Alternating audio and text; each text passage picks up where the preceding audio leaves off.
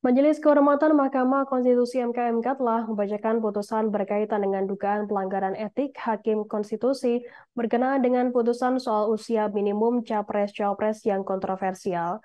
Lampu sorot mengarah pada putusan etik terhadap mantan Ketua MK Anwar Usman. MK menyatakan ipar Presiden Joko Widodo tersebut terlibat pelanggaran etik berat dan menjatuhi sanksi pemberhentian dari jabatan Ketua MK. Tak hanya itu, ada juga beberapa hal penting lainnya yang terungkap dalam putusan tersebut. Yang pertama yakni seluruh hakim membiarkan adanya konflik kepentingan dan dianggap gagal menjaga rahasia. 9 hakim konstitusi secara kolektif diberi sanksi teguran lisan karena gagal menjaga rahasia internal Mahkamah Konstitusi. Rahasia yang dimaksud yakni materi dan dinamika pembahasan di dalam rapat permusyawaratan hakim atau RPH ke pelapor dan juga pers. Mereka juga dianggap membiarkan konflik kepentingan terjadi tanpa adanya inisiatif untuk melakukan teguran. Padahal teguran tersebut berfungsi sebagai pengawasan internal selaku sesama hakim sebab adanya budaya ewuh pekewuh. Yang kedua yakni dissenting opinion yang emosional dibolehkan. 2 hakim yakni Saldi Isra dan Arif Hidayat dinyatakan tidak melakukan pelanggaran etik dengan menumpahkan sisi emosional mereka di dalam pendapat mereka atau dissenting opinion. MK menilai hal itu sah-sah saja sebagai wujud independensi seorang hakim. Sebelumnya, dissenting opinion yang dipersoalkan itu berkaitan dengan putusan soal usia minimum Capres-Cawapres yang dinilai janggal. Saldi misalnya menggunakan diksi bingung, benar-benar bingung, dan mengungkapkan adanya ketergesaan memutus perkara sebelum KPU RI membuka pendaftaran Capres-Cawapres. Sementara Arief menggunakan diksi kosmologi jahat serta menyinggung kejanggalan keterlibatan Anwar Usman.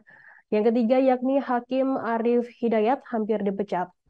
Kompetitor Anwar untuk kursi Ketua MK Arif Hidayat nyaris dipecat. Ia terbukti melanggar etik karena mengomentari prahara MK dan mengusulkan reshuffle seluruh hakim setelah putusan kontroversial itu. Masalahnya, Arif sudah pernah dinyatakan melanggar etik pada 2016 dan 2018 lalu. Pelanggaran etik untuk kali ketiga berturut seharusnya dianggap sebagai pelanggaran berat. Pelanggaran berat mengandung konsekuensi pemberhentian tidak dengan hormat. Hal itu diatur Peraturan MK Nomor 2 Tahun 2014 tentang MK-MK. Beruntung aturan itu sudah dinyatakan tidak berlaku dengan berlakunya aturan baru soal MK-MK dalam Peraturan MK Nomor 1 Tahun 2023. MK-MK pun menghukumnya dengan sanksi teguran tertulis. Yang keempat, pencalonan Gibran Raka-Buming Raka sebagai cawapres sejauh ini aman. MK menyatakan tak berwenang menilai keabsahan putusan MK yang menjadi dasar pencalonan Gibran Raka-Buming Raka sebagai bakal calon wakil presiden, sekalipun pelanggaran etik terjadi di sana. Kembali lagi, MK adalah lembaga penegak etik dan tidak dalam kapasitas menilai keabsahan putusan MK. Mengoreksi putusan MK akan membuat MK memiliki superioritas legal terhadap MK. Jalur yang tersedia untuk membatalkan putusan MK menurut Jimli hanyalah melalui MK sendiri yang menyatakan pembatalan tersebut.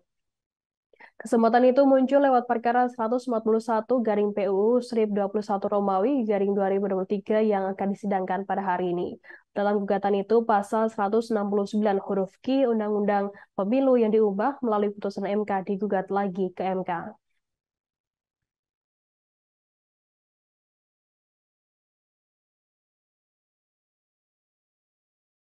Download Tribun X sekarang, menghadirkan lokal menjadi Indonesia.